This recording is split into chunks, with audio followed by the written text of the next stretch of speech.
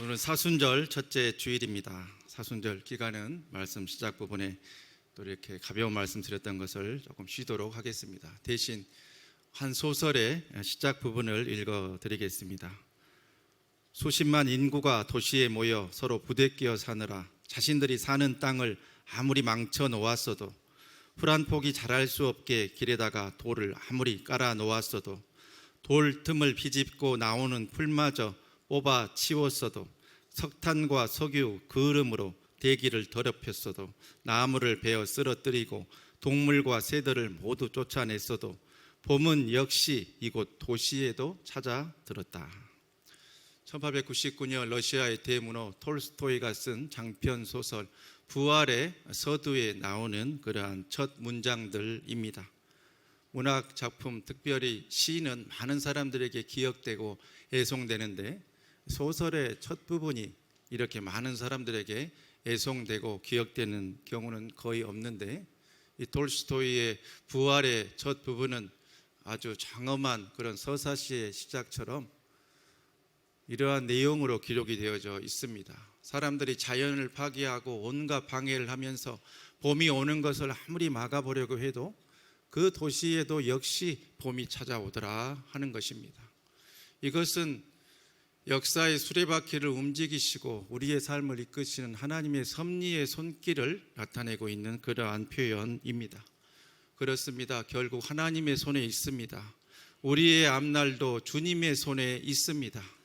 겨울이 지나고 봄이 오는 것을 막을 수 없듯이 결국 하나님의 사람은 이기게 되어 있습니다. 여러분의 삶 가운데도 우리가 하나님의 편에 서 있으면 결국에는 응답받고 이기게 됨을 꼭 기억하실 수 있기를 바랍니다. 그 놀라운 삶의 봄이 여러분에게도 꼭 찾아오는 복된 새봄 되시기를 주님의 이름으로 축복합니다. 이제 주시는 하나님의 말씀, 우리 2절 말씀 다 같이 받들어 읽습니다. 그때에 나 다니엘이 새 이래 동안을 슬퍼하며. 아멘. 성경에 많은 인물의 많은 이야기들이 기록되어져 있는데 그 가운데서 여러 번 생과 사의 갈림길, 죽음의 위기에서 살아난 사람을 꼽으라고 한다면 단연코 우리는 다니엘을 손꼽는 것을 주저하지 않습니다. 다니엘이 바벨론의 포로로 잡혀가서 세 친구와 함께 왕의 진미를 거부하고 물과 채소만 먹었을 때 열흘이 지나서 그들의 용모가 오히려 고기를 먹고 왕의 진미를 먹은 다른 소년들보다 아름다워지는 것으로 하나님의 역사는 시작이 됩니다. 또 이어서 느부갓네살 왕이 꿈을 꾸고 그 내용과 해석을 그 땅의 지혜자들에게 물었는데 아무도 그것을 해석하지 못해서 머리끝까지 화가 난 왕이 다니엘과 세 친구를 포함한 그 땅의 지혜자들을 다 죽이라는 명령을 했을 때 그날 밤 하나님께서 꿈에 나타나서 다니엘에게 왕의 꿈을 해몽할 수 있는 길을 열어 주셨습니다. 다니엘의 세 친구는 느부갓네살 왕의 금신상에 절하지 않았다는 이유로 뜨거운 풀무불 용광로에 던져졌는데 하나님께서는 거기서도 지켜주시고 살려주셨습니다. 또 다리오 왕 때 하나님께 계속 기도를 하고 왕에게 한 달 동안 왕에게만 기도하라는 명령을 거역했다가 다니엘은 사자굴에 던져지게 됩니다. 그곳에서도 하나님께서는 다니엘을 지키시고 살려주셨습니다. 다니엘이 이러한 놀라운 생과 사의 갈림길에서 하나님께서 살려주신 그 놀라운 일이 이루어진 그 동력은 바로 기도에 있습니다. 기도해서 하나님이 살려주신 것입니다. 느부갓네살 왕이 꿈을 꾸고 그 땅의 지혜자들에게 이렇게 그 꿈에 대해서 해석할 것을 말했을 때 아무도 그 꿈의 내용도 모르고 또 그 꿈의 해석을 하지 못했습니다. 그때 화가 머리끝까지 난 느부갓네살 왕이 다니엘과 세 친구를 포함한 그 땅의 모든 지혜자들을 다 죽일 것을 명령을 합니다. 이제 큰일 났습니다. 다니엘과 세 친구가 죽게 되었을 때에 다니엘은 자신도 기도할 뿐 아니라 세 친구에게 함께 기도할 것을 이렇게 요청했으니 그 말씀 다니엘서 2장 18절 말씀 우리 다 같이 한번 받들어 읽겠습니다. 하늘에 계신 하나님이 이 은밀한 일에 대하여 불쌍히 여기사 다니엘과 친구들이 바벨론의 다른 지혜자들과 함께 죽임을 당하지 않게 하시기를 그들로 하여금 구하게 하니라. 아멘. 그러자 하나님께서 그 밤에 그들로 하여금 구하게 하니라 하면서 세 친구에게 함께 중보적 기도를 요청했던 다니엘의 기도, 다니엘과 세 친구의 기도를 들으시고 그 밤에 꿈으로 다니엘에게 나타나셔서 왕의 꿈을 알고 왕의 꿈을 정확히 해석할 수 있게 해주심으로 그 이야기를 느부갓네살 왕에게 했더니 깜짝 놀란 왕이 오히려 하나님을 찬양하고 다니엘을 더 높은 자리에 올려주고 심지어 세 친구들까지 지방을 다스리는 그런 높은 직분에 오를 수 있도록 그렇게 해 주셨습니다. 또 다니엘을 노린 악한 음모를 가진 사람들이 한 달 동안 어떠한 신에게도 기도하지 말고 왕에게만 이렇게 기도할 것을 말을 했는데 그 상황 속에서도 다니엘은 이렇게 기도를 했다고 다니엘서 6장 10절에 기록을 하고 있으니 우리 이 말씀 다 같이 다시 한번 받들겠습니다. 다니엘이 이 조서에 왕의 도장이 찍힌 것을 알고도 자기 집에 돌아가서는 윗방에 올라가 예루살렘으로 향한 창문을 열고 전에 하던 대로 하루 3번씩 무릎을 꿇고 기도하며 그의 하나님께 감사하였더라. 아멘. 죽음의 위기에서 다니엘이 수차례 살아날 수 있었던 것은 아무것도 하지 않는데 우연의 일치로 살아난 것이 결코 아닙니다. 그때마다 다니엘은 기도했고 다니엘의 기도에 하나님께서 응답해 주셨기에 다니엘은 살 수 있었습니다. 하던 대로 하루 3차례 창문을 열고 예루살렘을 향해서 무릎을 꿇고 하나님께 기도함으로 다른 사람들이 보든지 안 보든지 기도와 감사로 하나님께 나아갔을 때에 하나님께서는 다니엘의 기도를 들으시고 다니엘을 살려주시고 다니엘을 4왕에 걸쳐서 총리 대신으로 설 수 있을 만큼 크고 귀하게 사용해 주신 것이지요. 삶의 어려움 가운데 계십니까? 생과 사의 갈림길 같은 다니엘의 사자굴 같은 세 친구의 풀무불 같은 어려움이 여러분에게 닥쳐오고 계십니까? 건강이 무너지고 물질이 막히고 자녀의 앞날이 막막하고 모든 것이 평탄치 않는 가운데 계십니까? 하나님의 응답을 원하십니까? 해결책은 단 하나, 주님께 더 간절히 기도하실 수 있기를 바랍니다. 기도로 주님께 나아가셔서 주님을 붙드시고 주님을 만나시기를 주님의 이름으로 축복합니다. 그래야 길이 열립니다. 아무것도 안 하고 마치 감나무 아래서 감이 떨어지기를 바라듯이 있어서는 결코 안 됩니다.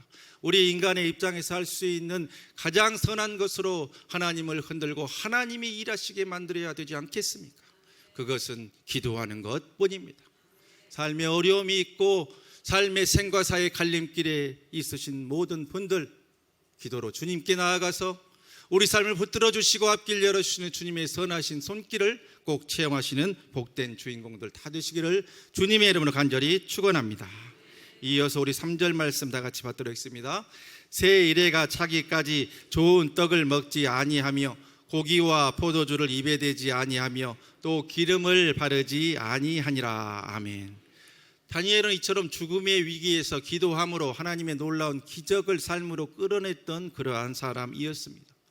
그런데 어떤 경우에는 다니엘이 그냥 기도만 한 것이 아니라 이 기도를 더 강력하게 만들기 위한 하나의 방법을 더 추가를 했으니 그것은 바로 금식 기도입니다. 다니엘은 하나님께 회개하는 기도, 나라를 향한 기도를 이렇게 올려드리면서 9장과 10장에 이렇게 금식했다고 말씀이 기록을 합니다. 먼저 9장 3절에 이렇게 기록하고 있는데 우리 이 말씀 다 같이 받도록 하겠습니다. 내가 금식하며 베옷을 입고 죄를 덮어쓰고 주 하나님께 기도하며 간구하기를 결심하고. 아멘. 금식하고 베옷을 입고 죄를 덮어쓰고 하나님께 기도했다는 그러한 말씀이죠. 오늘 주시는 본문 10장 3절 말씀에도 이렇게 기록하고 있는데 우리 이 말씀도 다 같이 한번 읽습니다. 새 이래가 차기까지 좋은 떡을 먹지 아니하며 고기와 포도주를 입에 대지 아니하며 또 기름을 바르지 아니하니라. 아멘. 10장의 기록은 성서학자들에 따라서 물만 먹고 다 금식했다고 해석하는 사람도 있고 또 어떤 학자들은 고기나 좋은 것을 먹지 않은 것이라고 해석하는 사람도 있습니다만은 그럼에도 불구하고 중요한 것은 80대 중반에서 90대로 가는 그 노구인 다니엘이 금식하며 하나님께 나아가서 미래에 대한 하나님의 놀라운 비전과 응답을 받게 되는 역사가 있었다고 하는 것이죠. 다니엘은 그냥 기도를 통해서도 하나님의 놀라운 응답을 받은 사람입니다. 그러나 때때로 금식하며 기도함으로 미래에 대한 놀라운 하나님의 비전과 계획을 또한 알게 되었던 그러한 사람이지요. 성경에는 많은 인물들이 금식 기도를 통해서, 금식을 통해서 하나님의 마음을 움직이고 하나님의 선하신 역사를 이 땅에 끌어낸 놀라운 기록들을 기록하고 있습니다. 모세, 엘리야, 에스더, 심지어 바울, 그리고 여호사밧, 모든 이들이 절체절명의 위기 가운데 금식함으로 하나님의 선하신 역사를 삶에 이끌어내신 분들이죠. 무엇보다도 우리 주님께서 공생애를 시작하시기 전에 40일간 광야에서 금식하셨다는 것 우리는 너무나 잘 알고 있습니다. 금식해도 아무 소용이 없고 금식 기도가 아무런 영적인 힘이 없다고 한다면 왜 믿음의 선진들이 금식을 했겠습니까? 왜 주님이 공생애를 앞두고 금식을 하셨겠습니까? 그것이 아무 필요가 없는데, 아무 도움이 안 되는데, 하나님과 나와 영적인 관계를 세우는데 별 유익이 없는데, 그렇다고 하면 왜 그런 방법을 택했겠습니까? 이것은 금식 기도에 놀라운 힘이 있음을 주님께서도 직접 행하심으로 우리에게 보여주고 계신 확실한 증거입니다. 1년 365일 달력이 있듯이 교회에 예수님의 삶을 매치시켜서 이렇게 교회력이라는 것이 있는 것을 우리는 이제 잘 알고 있습니다. 교회력에서 지난 수요일은 우리나라의 절기상 경칩이었고 교회력의 절기상 제의 수요일이었습니다. 사순절의 첫날이었는데요, 가톨릭과 일부 개신교회에서는 제를 이마에 바르며 이 제수요일을 지킵니다. 지난 5일 미국의 국무부 장관인 루비오 장관이 미국 폭스뉴스에 출연을 했습니다. 그러면서 우크라이나와 러시아의 그 전쟁에 빨리 휴전을 해야 하는 정부의 입장을 설명하고 브리핑하는 인터뷰를 진행을 했어요. 그런데 이런 모습으로 출연을 했습니다. 이마에 검은 십자가를 그리고 출연을 했죠. 그래서 많은 이들이 어떻게 정부의 고위 관료가 다른 직분도 아닌 국무부 장관이 이렇게 특정 종교색을 저렇게 드러낼 수 있느냐고 비판을 했습니다마는, 그럼에도 불구하고 참 감사한 것은 이 일을 통해서 사순절과 제의수요일의 의미가 전 세계에 널리 알려지게 되었다 하는 것이죠. 이렇게 제의수요일에 이마에 제를 바르는 그 제는 원래 작년 종려주일에 썼던 종려나무 가지, 올리브나무 가지를 불에 태워서 만드는 것으로부터 시작을 합니다. 이것을 구하기가 힘드니까 요즘은 이제 여러 그런 나무들을 크게 구애 없이 쓰기도 합니다마는, 원래는 작년 종려주일에 썼던 종려나무 가지를 태우는 데서 유래가 되었다고 하지요.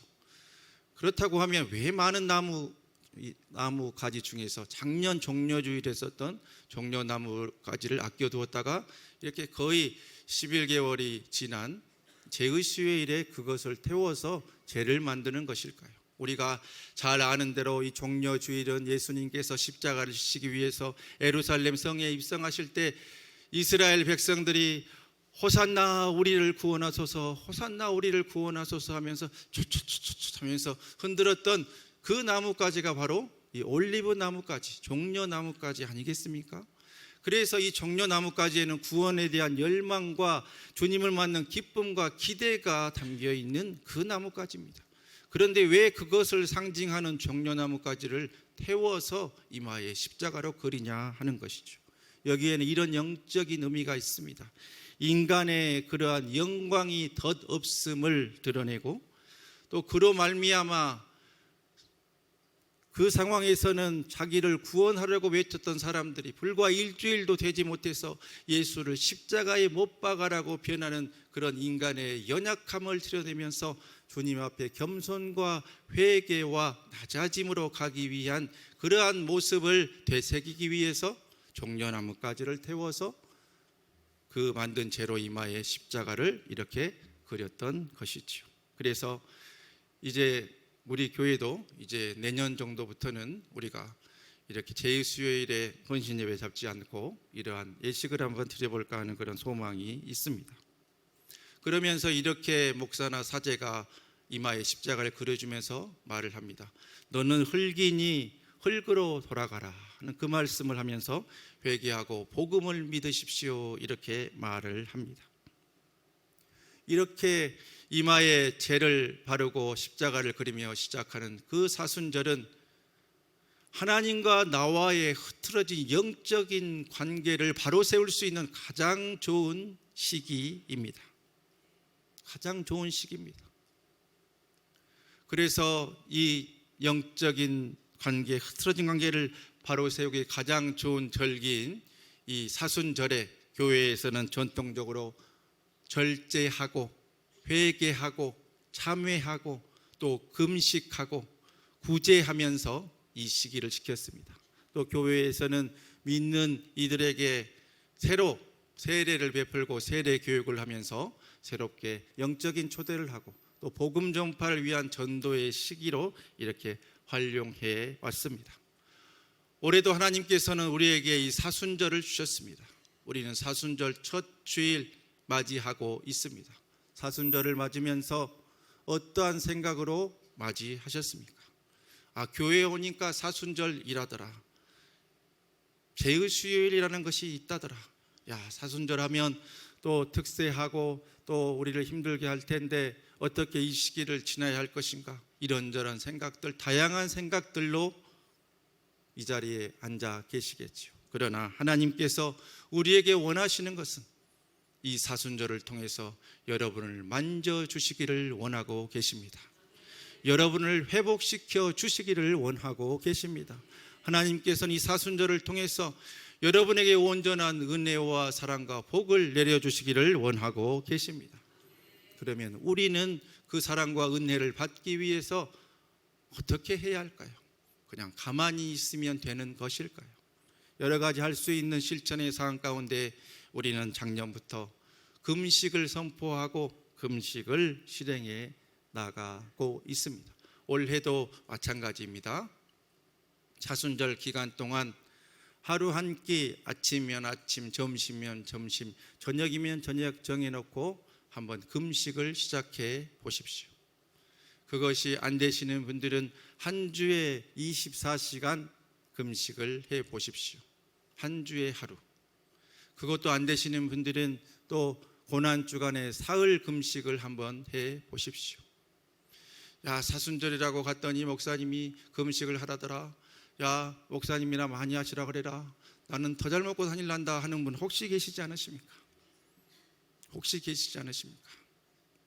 아니요. 한번 해보십시오. 해보면 달라지십니다.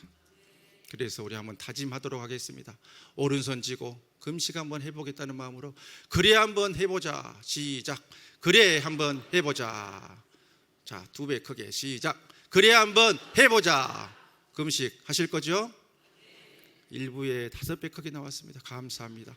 우리 옆에 계신 분 한번 보면서 이렇게 또 인사하겠습니다. 그래 한번 해볼래? 시작. 그래 한번 해볼래? 한번 해보십시오. 한번 해보시면 다릅니다. 부탁드리는 것은 내가 당뇨가 있거나 아니면 여러 가지 건강에 문제가 있거나 아니면 금식할 마음이 없어서 안 하실 수 있습니다. 못하시고 안 하시는 것 어쩔 수 없지요. 그러나 금식하는 것에 대해서 그것 아무것도 아니다, 할 필요 없다, 해봤더니 별것 아니다 이런 소리 절대 하지 마십시오. 그것은 주님을 욕보이는 것입니다. 못하면 가만히 계시고 더 기도 열심히 하십시오. 그러나 한번 해보시면 분명히 하나님께서 특별한 때에 특별한 기도를 하는 여러분의 기도를 들어주시고 놀라운 복과 은혜와 응답을 부어주시게 될 것입니다. 이어서 우리 19절 말씀 다 같이 받도록 하겠습니다. 이르되 큰 은총을 받은 사람이여 두려워하지 말라. 평안하라. 강건하라. 강건하라. 그가 이같이 내게 말하매 내가 곧 힘이 나서 이르되 내 주께서 나를 강건하게 하셨사오니 말씀하옵소서. 아멘. 작년에도 말씀을 드렸습니다마는 이 사순절의 의미를 잘 지키기 위해서 정교회와 가톨릭에서는 4세기 시리아의 이러한 성자로 영성가였던 추대받는 성 에프렘의 기도를 월요일부터 금요일 밤까지 하면서, 특별히 가톨릭에서는 절을 하면서 이 기도문을 낭독을 합니다. 우리가 이것을 매일 할 필요는 없지만 이런 방법도 있구나 하는 것을 다시 한번 리마인드하면서 우리 화면 보면서 성 에프렘의 기도 한번 함께 읽어보도록 하겠습니다. 내 생명의 구주이신 주님, 나를 헛된 말과 권력의 욕망과 실망 그리고 나태한 마음에서 멀리하여 주소서. 그리고 주의 종에게 사랑과 인내와 겸손, 정결의 마음을 주소서. 나의 구주, 나의 왕이시여, 나 자신의 허물을 알게 하시고 다른 사람들을 비방하지 않게 하소서. 주여 영원토록 영광 받으소서. 아멘. 다니엘의 금식 기도로 다시 돌아갑니다. 다니엘이 금식 기도할 때에 이런 일이 있었습니다. 하나님의 응답이 이미 시작되었습니다. 9장에서 다니엘이 이렇게 금식하고 기도했을 때에 가브리엘 천사가 나타나서 이렇게 말했습니다. 23절 말씀입니다.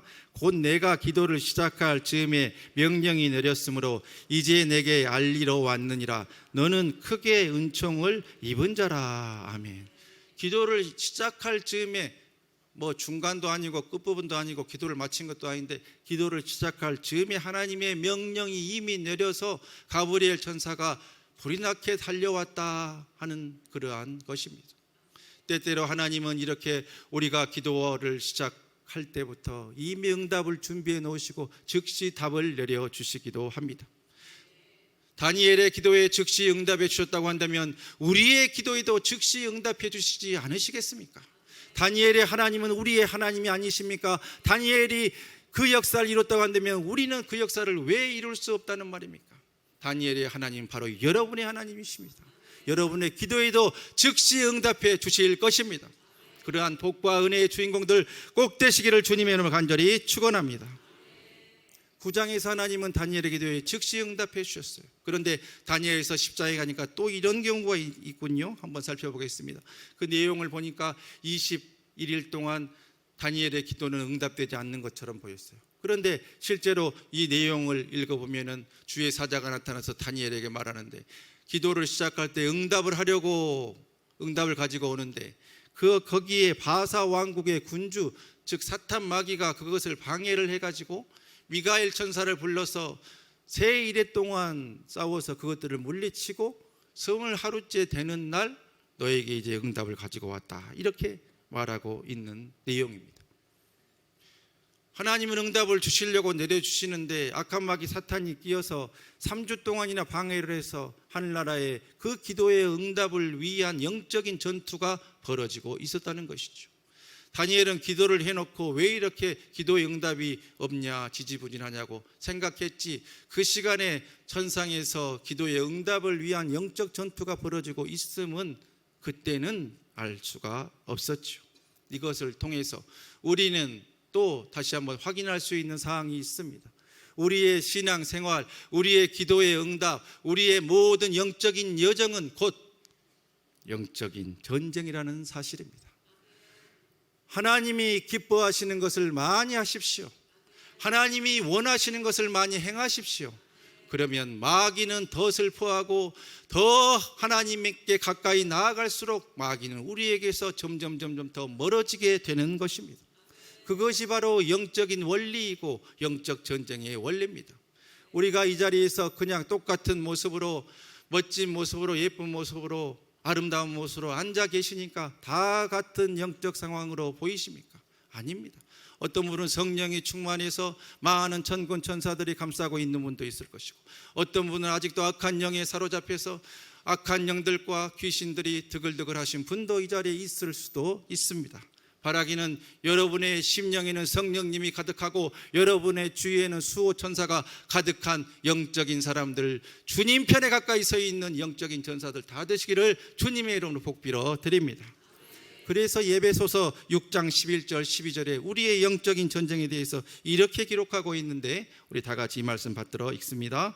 마귀의 간계를 능히 대적하기 위하여 하나님의 전신갑주를 입어라.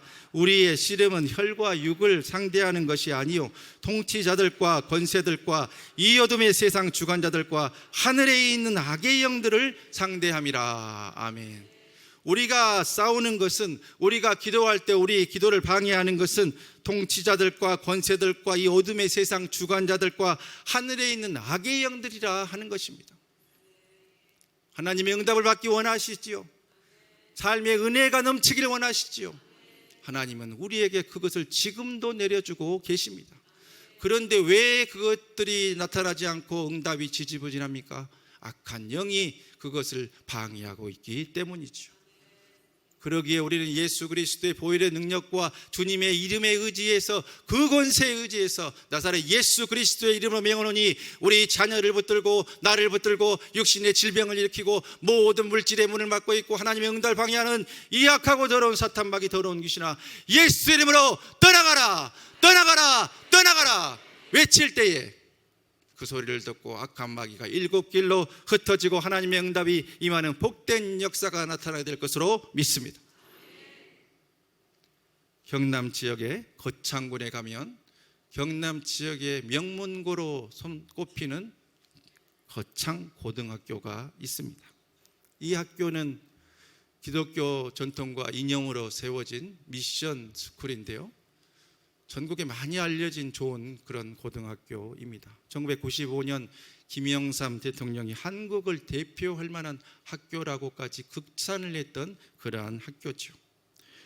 그리고 전국의 그런 일반 고등학교 가운데서도 이 입시에서도 지금까지도 좋은 성적을 그렇게 거두고 있는 잘 알려진 그러한 좋은 학교입니다. 이 학교가 이렇게 좋은 학교가 된 데는 이러한 배경이 있습니다. 이 학교는 1953년에 그렇게 개교를 하게 되었습니다. 그런데 이 학교가 이렇게 좋은 학교가 된 데 큰 역할을 하신 분은 1956년부터 21년간 이 학교의 제3대 교장으로 봉직하셨던 전영창 선생님의 그 공이 굉장히 크지요. 얼마 전에는 이 전영창 선생님을 그리면서 졸업한 동문들이 이분의 전기를 자신들이 돈을 모아서 종로서적에서 출간할 만큼 그렇게 큰 족적을 남기신 귀한 분이십니다. 이분은 전라도 사람입니다. 전라북도 무주분인데 경상도 거창에 가서 이렇게 큰 아름다운 교육 사업으로 열매를 남기셨지요. 이분이 미국의 웨스턴 신학대학원에 1951년 유학을 할 때에 한국 전쟁이 격화되고 있는 그러한 상황 가운데서 졸업을 10여일 앞두고 도저히 안 되겠다, 우리 나라를 위해서 빨리 들어가야 되겠다, 그런 판단을 하게 됩니다. 그래서 학교의 총장을 찾아갔더니 미스터 전, 졸업을 10일만 있으면 하는데 지금 가면 지금까지 공부한 게 너무 아깝지 않느냐, 졸업식이라도 하고 가라, 그렇게 말했다고 하죠. 그래서 안 됩니다, 우리나라가 지금 이 전쟁에 휩싸여 있는데 빨리 가서 내가 할 수 있는 일 해야겠습니다 했더니 감동한 총장이 그 학교 역사상 전무후무하게 그 전영창 선생님에게만 미리 졸업장을 이렇게 주었다 하죠. 그래서 1951년 이래 신학대학의 졸업장을 가지고 한국에 돌아와서 이분이 복음병원이라 하는 것을 먼저 세웠습니다. 이것이 그 뒤로 이렇게 발전이 되어서 지금 부산에 있는 고신의료원, 현재 고신대학교 복음병원의 전신이 되었죠. 그 후로 전쟁 후에 이분은 다시 미국에 나와서 컨콜디아 신학대학원에서 또 학업을 계속합니다. 학업을 마친 이후에 한국에 들어왔더니 1956년도에 경남 거창 지역에 세워진 한 학교가 돈이 없어서 폐교 지경에 처했다는 그런 소식을 듣게 되죠. 그래서 그곳에 가서 그 학교를 인수하고 이렇게 제3대 교장으로 취임하시게 되었습니다. 그런데 공부만 하신 분이, 또 신학 공부하신 분이 얼마나 경영을 잘했겠습니까? 교장으로 취임은 했습니다마는 학교의 재정은 계속해서 어렵고 심지어 빚쟁이들이 교장실로 교무실로 쫓아와서 선생님들과 학생들 앞에서 이 전영창 선생님이 망신을 당하는 그런 일까지 있게 되었다고 하죠. 그래서 이러다가 나도 망하고 학교도 문 닫고 하나님 영광 가리우겠다 싶어서 안 되겠다 생각하고 성경 찬송 담요 한 장 가지고 거창읍에서 40리 떨어진 웅양면이라고 하는 그 산자락에 있는 한 토굴 속으로 금식 기도를 하러 들어가셨습니다. 하나님 나라를 구하겠다고 와서 이렇게 생각지도 않았던 교육 사업을 하는데 물질 때문에 힘들어 죽겠습니다. 하나님 물질의 문을 열어주세요 하면서 하루 금식하고 이틀 금식하고 사흘 금식하는데 마음에 어떤 확신도 없고 뾰족한 수가 없어요.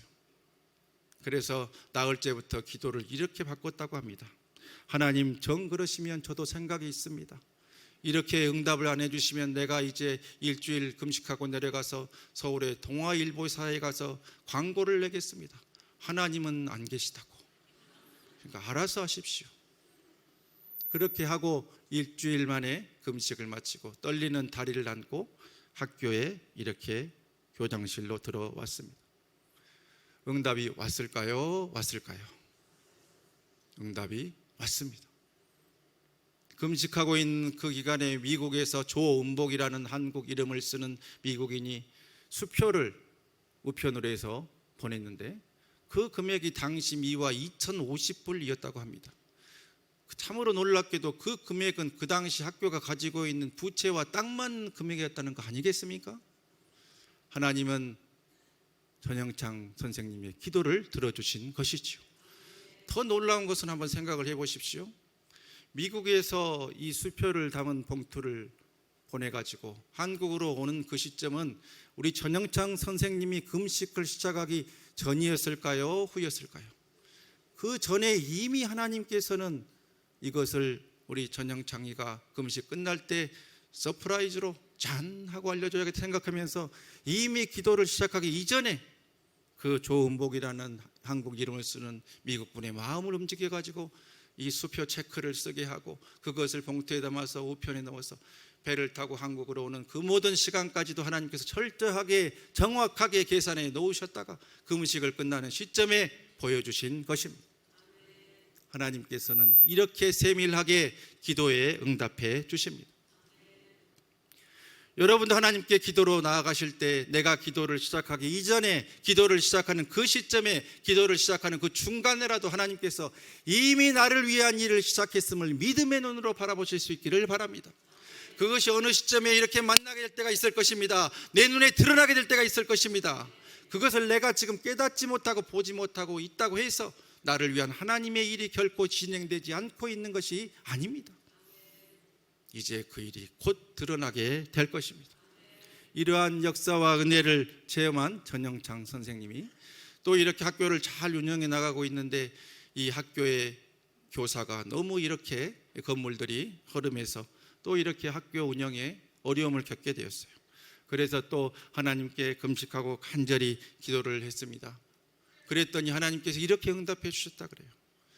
미국에서 22여 년 전에 이렇게 유학을 할 때에 그 기숙사 방에서 로버트 슐러라고 하는 한 신학생과 함께 이렇게 룸메이트를 하면서 기숙사 생활을 했어요. 그런데 그 20년 동안에 로버트 슐러 목사님은 우리가 잘 아는 대로 미국 수정교회를 하는 것을 개척을 해서 그 당시 미국 최대의 교회로 부흥시켜 놓쳤다는 거 아니겠습니까?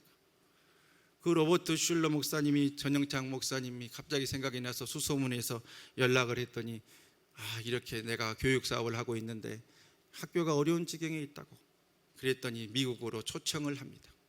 그래서 나와 함께 다니면서 한국의 상황을 알리고 모금을 해보자 해가지고 생각지도 않게 기도 후에 미국에 가게 돼서 함께 다니며 전국을 다니면서 미국의 여러 주를 다니면서 모금을 했더니 하나님께서 당시 미화로 12만 5천 불을 마련해 주셨어. 그것이 지금도 거창고등학교의 본당과 강단을 신축할 수 있도록 하나님께서 역사해 주셨습니다. 기도는 응답의 마스터 키입니다. 기도하면 길이 열립니다. 금식 기도하면 더 잘 열립니다. 그러니 금식을 해야겠죠? 한번 해보십시오. 해보면 달라지실 것입니다. 더 큰 응답이 임할 것입니다. 더 깊이 주님을 체험하시게 될 것입니다. 평생 나 금식 안 해봤는데 잘하셨습니다. 이제 한번 해보십시오. 한번 해보십시오. 결심하시고 결단하시고 기도하시는 여러분에게 이 사순절이 끝나기 이전에, 아니 우리가 기도를 시작하기 이전에 우리를 위한 일을 이미 시작하시던 그 주님이 그 놀라운 은혜와 응답의 복을 여러분에게 꼭 나타내 주시게 될 것입니다. 중국 내지 선교의 아버지 허드슨 테일러가 이렇게 말했다고 합니다. 우리가 일하면 우리가 일하는 것이고 우리가 기도하면 하나님이 일하신다. 우리 한번 받도록 하겠습니다. 시작. 우리가 일하면 우리가 일하는 것이고 우리가 기도하면 하나님이 일하신다. 기도해서 하나님이 일하게 하십시오. 금식 기도해서 하나님이 더 열심히 우리를 위해서 일하게 하십시오.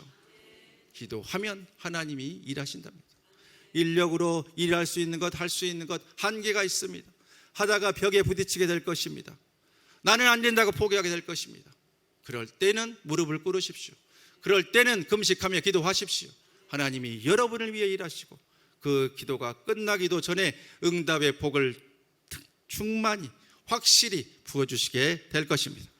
금식 기도 후 심신이 지쳐있던 다니엘에게 주의 사자가 나타나서 이렇게 말합니다. 그 말을 듣고 다니엘은 완전히 회복되게 되었습니다. 먼저는 두려워하지 말라 이렇게 말합니다. 그 다음은 평안하라 라고 말합니다. 그 다음 강건하라 라고 말합니다. 다니엘은 그 말을 듣고 약해진 육신이 회복되어지고 주님께 더 큰 은혜와 복을 간구하게 되었습니다. 2025년 사순절 첫 주일 주님께서 여러분에게 말씀하십니다. 말씀 그대로 선포할 때에 크게 아멘으로 받고 그 말씀이 여러분의 삶에 역사하시게 되시기를 주님의 이름으로 축복합니다. 주님께서 여러분에게 말씀하십니다. 두려워하지 말라. 두려워하지 말라. 평안하라. 강건하라. 그 역사 그대로 아멘한 대로 이루어지시기를 주님의 이름으로 간절히 축복합니다. 기도하겠습니다. 이제 우리 다 같이 기도하실 때에 올해 사순절 매년 맞는 그런 스쳐 지나가는 일상의 절기가 아니라 주님의 사랑과 은혜를 우리 평생에 극적으로 체험하는 내 평생 최고의 사순절 기간이 될 수 있도록 주님께서 지켜주시고 인도해 주시라고 우리 주님을 세 번 부르고 기도하겠습니다. 주여, 주여, 주여. 하나님 많으신 하나님, 우리를 여기까지 인도하여 주신 하나님의 은혜에 감사합니다. 우리가 늘 세상 살아가면서 유혹에 빠지지 않고 늘 깨어 기도할 수 있도록 주여 이 시간 성령으로 채워 주시옵소서. 어떠한 상황과 환경 가운데 세상만 오는 것이 아니라 환경만 오는 것이 아니라 오직 주님만 바라보게 하여 주시옵소서. 늘 말씀을 가까이 하고 주님의 사랑을 깨달아 알게 하여 주시고 이 땅에서 우리를 보이신 예수님처럼 우리도 주의 길을 걸어가게 하여 주옵소서. 살아의 주님, 성화의 주님을 바라보며 믿음의 주여 또 온전하게 하신 예수 그리스도를 바라볼 수 있도록 인도하여 주시옵소서. 그래야 이 땅에서 나오는 것이 아니라 오직 하늘 소망 두게 하여 주시고 우리의 부르짖는 모든 기도가 하나님께 상달되는 기도가 될 수 있도록 하늘 문을 여는 기도가 될 수 있도록 주여 이 시간 우리의 기도 한 소절 한 소절에 응답하여 주시옵소서. 그렇게 이루어진 줄 믿습니다. 하나님 아버지, 따뜻한 새 봄을 우리에게 주시고 올해도 주님의 십자가 사랑을 묵상하는 사순절을 우리에게 주셨음에 감사드립니다. 올 사순절 매년 의례적으로 반복되는 그저 그런 사순절 되지 않게 주의 역사하여 주시옵소서. 내 평생 가장 뜨겁게 주님의 사랑과 은혜를 덧입는 내 일생 최고의 사순절 기간 되게 주여 도와 주시옵소서.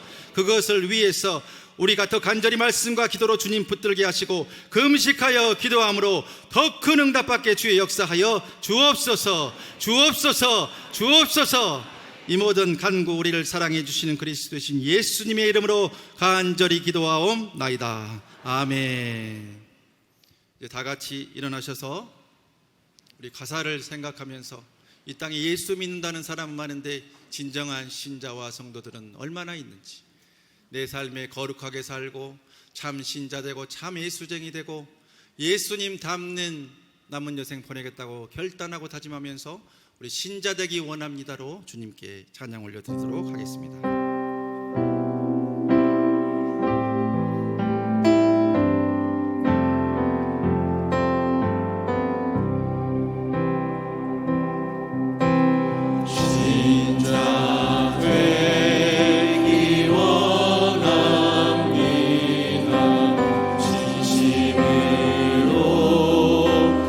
진심으로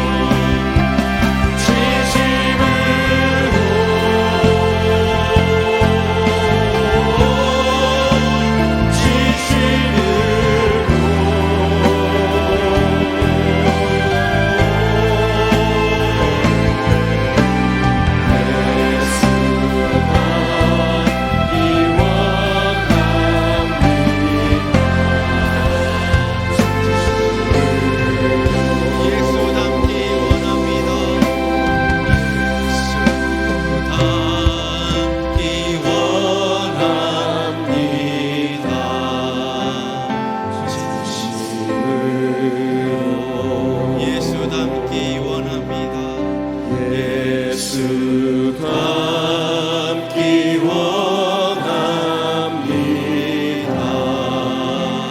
진심으로.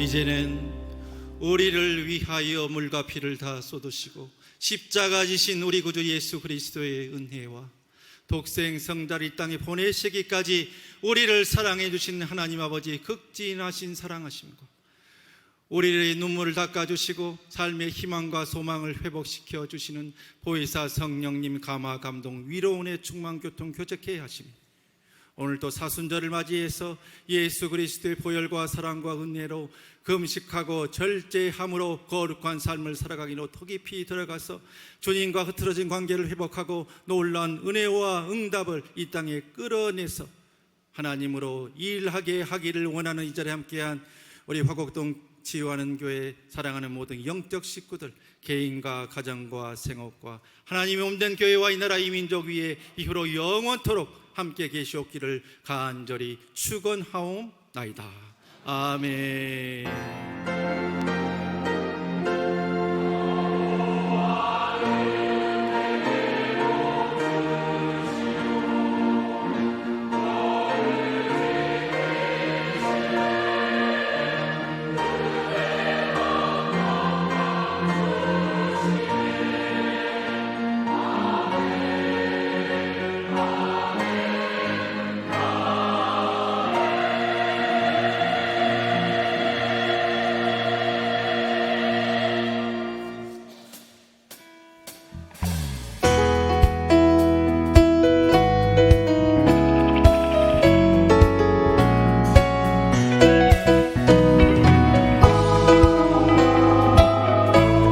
우리 마음에 있는 모든